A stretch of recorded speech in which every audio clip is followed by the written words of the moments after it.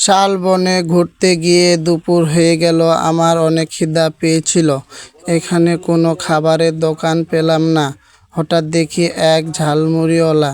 আমি ওনার কাছ থেকে 10 টাকার ঝালমুড়ি নিলাম। 10 টাকা ঝালমুড়ি নিয়ে আমি কোথায় খাবো একটা জায়গা খুঁজছিলাম, কারণ আমাকে ঝালমুড়িগুলো বসে খেতে হবে, দাঁড়িয়ে আমি খেতে পারবো না, পড়ে যেতে পারে।